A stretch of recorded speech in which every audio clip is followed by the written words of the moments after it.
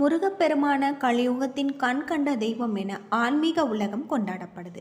முருகப்பெருமானின் பாதங்களை சரணடைந்தால் தீராத வினைகளும் தீர்ந்து பல விதமான நன்மைகள் ஏற்படும் என்பது பக்தர்களுடைய நம்பிக்கை. முருகனை வீட்டிலேயே எளிமையான முறையில் எப்படி வழிபட வேண்டும்? முருகப்பெருமானுக்கு அபிஷேகம் செய்யும் போது நடந்த ஒரு அரிய வீடியோ காட்சியை தான் இப்போ நம்ம இந்த வீடியோவில் பார்த்துட்ருக்கோம். உங்களுக்கு முருகப்பெருமான் பிடிக்கும் அப்படின்னா முருகனுக்கு அரோகரா அப்படின்னு சொல்லிட்டு மறக்காமல் கமெண்ட் பண்ணுங்கள். அது மட்டும் இல்லாமல் முருகன் வழிபாட்டை நம்ம எளிமையான முறையில் மேற்கொள்வதால் நம்முடைய வாழ்க்கையில் ஏற்படக்கூடிய நன்மைகள் என்ன அப்படிங்கிறத பற்றி முழுமையாக தெரிஞ்சுக்கலாம். தமிழ் கடவுளான முருகப்பெருமான் பலருக்குமே இஷ்ட தெய்வமாக விளங்கக்கூடியவர். சுக்குக்கு மிஞ்சிய மருந்தும் இல்லை, சுப்பிரமணியருக்கு மிஞ்சிய தெய்வமும் இல்லை என்பாங்க. அப்படி என்ன பிரச்சனை என்றாலுமே, என்ன வேண்டுதல் நிறைவேற வேண்டும் என்றாலுமே கந்தனின் காலை பிடித்தால் வந்த வினையும் வருகின்ற வினையும் ஓடிவிடும்.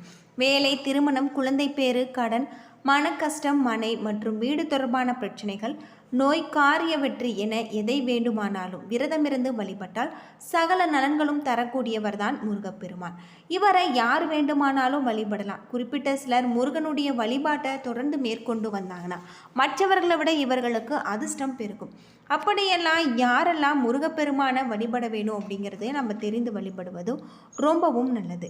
செவ்வாய்க்கிழமைகளில் பிறந்தவர்கள், செவ்வாய் ஓரையில் பிறந்தவர்கள் முருகனுடைய வழிபாட்டை தொடர்ந்து மேற்கொண்டு வந்தால் அதிர்ஷ்டம் பெருகும். செவ்வாயின் நட்சத்திரமாக சொல்லப்படும் சித்திரை, மிருகசீரிசம், அவிட்டம் ஆகியவற்றில் பிறந்தவர்களும் முருகனுடைய வழிபாட்டை தொடர்ந்து மேற்கொள்ளலாம். மேஷம், விருச்சகம் லக்னக்காரர்களும் ராசிக்காரர்களும் முருகனுடைய வழிபாட்டை தொடர்ந்து மேற்கொள்ளலாம்.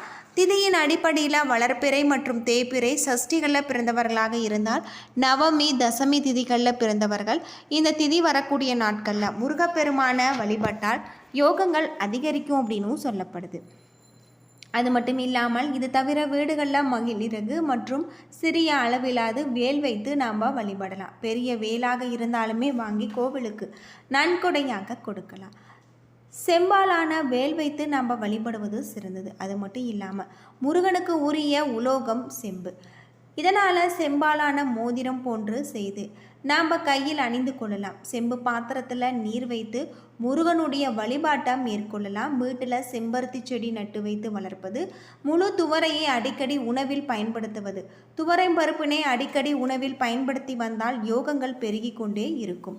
அது மட்டும் இல்லாமல் இது தவிர கந்தகுரு கவசத்தில் முருகனின் மூல மந்திரங்கள் இருக்குது. அதை தொடர்ந்து உச்சரித்து வந்தோம்னா அனைத்து விதமான துன்பங்களில் இருந்தும் வெளிப்படலாம். இந்த மந்திரத்தை எத்தனை முறை உச்சரிக்கிறோமோ அதற்கு ஏற்ற பலன்கள் கிடைக்கும். 1,00,000 முறை உச்சரித்தால் நினைத்த காரியம் அப்படியே நடக்கும். யமபயம் நீங்கும். கோடி முறை உச்சரித்தால் முக்தி கிடைக்கும். முருகப்பெருமான் நமக்கு நேரில் ஜோதி வடிவமாக காட்சி தருவார் என்பது ஆன்றோர்களின் வாக்காக இருக்குது. அது மட்டும் இல்லாமல் முருகனுக்குரிய ஓம் சரவணபவம் எனும் மந்திரத்தை அதிகாலை நேரத்தில் 108 முறை உச்சரித்து வருவது நம்முடைய வாழ்க்கையில் இருக்கக்கூடிய அனைத்து விதமான பிரச்சனைகளுக்குமே நல்ல ஒரு தீர்வு கிடைக்கும் அப்படின்னு சொல்லலாம். அது மட்டும் இல்லாமல் இன்று நிறைய பேர் மனதில் ஒரு வருத்தம் இருக்கும். முருகன் நான் வேண்டுதல் வைத்தால் மட்டுமே என்னுடைய வேண்டுதலை நிறைவேற்றி கொடுக்க மாட்டேங்கிறாரு. பல வருடங்களாக முருகப்பெருமான வழிபட்டு எனது வாழ்க்கையில் கஷ்டம் மட்டும்தான் பின்தொடர்கிறது என்று கவலைப்படுபவர்கள் சில பேர் முருகனை கும்பிட்டு நம்பிக்கை இழந்து முருகப்பெருமான் வழிபாட்டை கைவிட்டு இருப்பாங்க. இப்படியும் செய்யாதீங்க. ரொம்ப தவறான ஒரு விஷயம். முருகனை கும்பிட கும்பிட உங்களுக்கு சோதனைகள் அதிகமாக வருகிறது என்றால் அந்த சோதனைகளுக்கு பிறகு உங்களுக்கு ஒரு சாதனை காத்து கொண்டிருக்கிறது என்று தான் அர்த்தம். பக்தர்கள் முன் சோதிப்பார், ஆனால் நிச்சயம் கைவிட மாட்டார். நிறைவேறாத வேண்டுதல்கள் நிறைவேற்ற எளிமையான முருகன் வழிபாடை நாம் செய்தோம்னா கட்டாயம் நம்முடைய வேண்டுதல் நிறைவேறும். சூரசம்காரத்தை முடித்து சாந்தி அடைந்து நேற்றைய திருக்கல்யாணத்தையும் அது மட்டும் இல்லாமல் இந்த முருகப்பெருமான் திருக்கல்யாணத்தில் நம்மால் முடிந்த பொருட்களை முருகப்பெருமானுக்கு வாங்கி தருவதும் நம்முடைய வாழ்க்கையில் இருக்கக்கூடிய பிரச்சனைகளுக்கு நல்ல ஒரு தீர்வு கிடைக்கும் அப்படின்னு சொல்லலாம். முருக வழிபாடு மிகவும் முக்கியமான ஒரு வழிபாட்டு முறையாக இருக்குது. முருகன் வழிபாட்டை நம்ம முறையாக மேற்கொண்டு வந்தோம்னா நம்முடைய வாழ்க்கையில் நல்ல ஒரு மாற்றம் ஏற்படும். முற்பிறப்பில் உங்களுக்கு நல்ல ஒரு நன்மைகள் ஏற்படக்கூடிய வகையில் தான் முருகனுடைய வழிபாடு முறை இருக்குது. தமிழ் கடவுளான முருகப்பெருமான் அனைவருக்குமே இஷ்ட தெய்வமாக இருந்து வராரு. அவரை முழு மனதோடு நம்ம வழிபட்டு வந்தோம்னா நம்முடைய வாழ்க்கையில் அனைத்து விதமான பாவங்களும் தீர்ந்து நல்ல ஒரு வாழ்க்கை, தொழிலில் நல்ல ஒரு மாற்றம் ஏற்படும். அது மட்டும் இல்லாமல் முருகப்பெருமானுக்கு செவ்வாய்க்கிழமை நாட்களில் வெற்றிலை தீபம் ஏற்றி வழிபட்டு வருவது நிறைய நன்மைகளை தரக்கூடிய வகையில் சொல்லப்பட்டிருக்கு. பிரம்ம முகூர்த்த வேளையில் நாம் முருகப்பெருமானுக்கு வெற்றிலை தீபம் ஏற்றி வழிபட்டு வாருங்கள். அது மட்டும் இல்லாமல் ஓம் சரவணபவம் எனும் மந்திரத்தை இந்த வெற்றிலை தீபம் ஏற்றி சொல்லும் பொழுது நம்முடைய வாழ்க்கையில் இருக்கக்கூடிய அனைத்து விதமான பாவங்களும் தீரும். உங்களுடைய வீட்டில் தொழிலால் நல்ல ஒரு பிரச்சனை ஏற்பட்டு கொண்டிருக்கு அப்படின்னா தொழிலில் இருக்கக்கூடிய தடைகளை தகர்த்தெறியக்கூடிய வகையில் தான் இந்த வெற்றிலை தீபம் இருக்குது. முருகப்பெருமான வழிபடுவர்களின் எண்ணிக்கை நாளுக்கு நாள் அதிகரித்து கொண்டு தான் இருக்குது. நாம் அனைத்து தெய்வங்களையுமே வழிபட்டு அனைத்து கோவிலுக்குமே சென்றாலுமே சில தெய்வங்கள் மீது மட்டும் மனதில் இனம் புரியாத ஒரு ஈர்ப்பு இருக்கும். சிவபெருமான், முருகன் போன்ற தெய்வங்களை வழிபட வேண்டும் என்று நாம் நினைப்பதற்கு கூட அந்த தெய்வத்தின் அருள் இருந்தால் மட்டுமே அது நடக்கும். நம்முடைய இஷ்ட தெய்வம் என்பது நாம் தேர்வு செய்வது கிடையாது என்றும் நம்மை பக்தனாக ஏற்பதற்கு அந்த தெய்வம் நினைத்தால் மட்டுமே நம்மால் அந்த தெய்வத்தை நினைக்கவும் அந்த தெய்வத்தின் கோவிலுக்கு சென்று வழிபடவும் முடியும். காரணமே இல்லாமல் நமக்கு சிலரை பிடிக்கும். திடீரென்று நம்முடைய வாழ்க்கையில் வருவாங்க. யார் இவர்கள்? எதற்காக சம்பந்தமே இல்லாமல் நாம் வாழ்க்கையில் வாழ்கிறோம். ஆன்மீக பெரியவர்களிடம் கேட்டால் முன்ஜென்ம பந்தம் என்று சொல்வாங்க. நம்முடைய முந்தைய பிறவியின் தொடர்ச்சியாக கூட இந்த பிறவி அமைந்திருக்கும். அது மட்டும் இல்லாமல் முன் ஜென்மத்தை நாம் செய்த பாவ புண்ணிய பலன்களை அனுபவிப்பதற்காகவே இந்த பிறவி எடுத்திருப்போம். இதற்கு பெயர் தான் கர்மா. அது மட்டும் இல்லாமல் முன்வினையில் நாம் செய்த பாவங்களுக்கு இப்போ ஒரு நல்ல ஒரு மாற்றம் ஏற்பட முருகன் வழிபாடு ரொம்பவும் நல்லது. முந்தைய பிறவியில் முருக பக்தனாக நீங்கள் இருக்கலாம். அதற்கு உங்களுக்கு முந்தைய பிறவி தொடர்ந்து இருப்பதாக சொல்லப்படுகிறது. உங்களுடைய முந்தைய பிறவியில் நீங்கள் முருக பக்தனாக இருந்திருக்கலாம். இதை முக்கியமாக இந்த 5 அறிகுறிகளை வைத்து நீங்கள் தெரிந்து கொள்ளலாம். முருகா, கந்தா என முருகன் பெருமானின் திருநாமங்களை கேட்கும் பொழுதும் சொல்லும் பொழுதும் உங்களுடைய உடலில் ஒரு விதமான இனம் புரியாத மெய்சிலிர்ப்பு ஏற்படும்.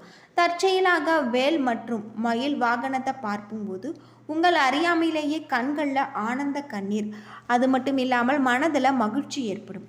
முருகப்பெருமானின் அறுபடை வீடுக்கு செல்லும் பொழுது, அந்த பழமையான முருகன் கோவிலுக்கு செல்லும் பொழுது பல வருடங்களுக்கு பிறகு சொந்த வீட்டிற்கு வந்த உணர்வு தோன்றுவது, திருப்புகழ் மற்றும் முருகன் போற்றி பாடும் பதிகங்களை வரிகளை கேட்கும் பொழுது மனம் தானாக உருகி அந்த அதிர்வலையோடு ஒன்றி போவது. எவ்வளவு பெரிய கஷ்டம் சவால்கள் வந்தாலும் பார்த்துக்கலாம் என எதிர்த்து நிற்கும் தைரியம், மற்றவர்களை வழிகண்டு துடிக்கும் கருணையும் இயற்கையாகவே உங்களுக்கு இருக்கும். இந்த 5 அறிகுறிகள் ஏதாவது உங்களுக்கு இருந்தால் முருகப்பெருமான் அருளும் ஆசையும் எப்பொழுதுமே உங்களுக்கு இருக்கும்.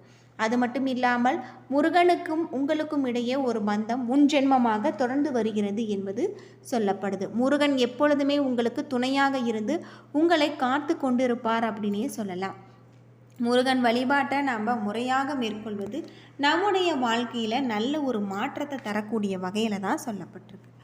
முருகனுடைய வழிபாடை நாம் தொடர்ந்து வருவது, முருகனுடைய மந்திரத்தை நாம் கிழக்கு அல்லது வடக்கு திசை நோக்கி அமர்ந்து உச்சரிக்க வேண்டும். பிரம்ம முகூர்த்த நேரத்தில் உள்ளிருப்பது பல மடங்கு சிறப்பான பலன்களை தரும்.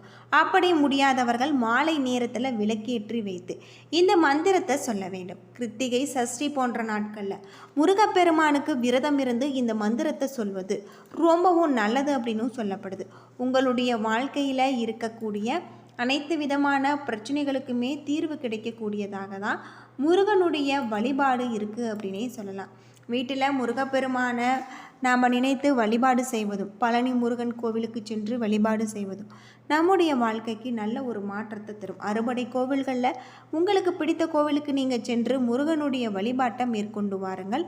நினைத்தது கட்டாயம் நடக்கும். தமிழர்களுடைய பண்பாட்டுக்கும் வாழ்க்கையோடும் இரண்டரை கலந்த தொன்மையான ஒரு வழிபாடாக தான் முருகனுடைய வழிபாடு இருக்குது.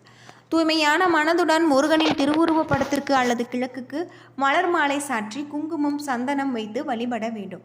ஓம் சரவணபவம் எனும் மூல மந்திரத்தை உச்சரிக்கலாம். மேலும் தினமுமே சஷ்டி நாட்களில் கந்த சஷ்டி கவசம், திருப்புகழ் போன்ற கந்தகுரு கவசம் போன்றவற்றை பாராயணம் செல்வது மிகவும் நல்ல ஒரு பலன்களை தரும் அப்படின்னே சொல்லப்படுது. என்ன நண்பர்களே, இந்த வீடியோ உங்களுக்கு பயனுள்ள ஒரு தகவலை தந்திருக்கும்னு நினைக்கிறேன். வீடியோ பிடிச்சிருந்தால் லைக் பண்ணுங்கள், ஷேர் பண்ணுங்கள், கமெண்ட் பண்ணுங்கள். நன்றி நண்பர்களே.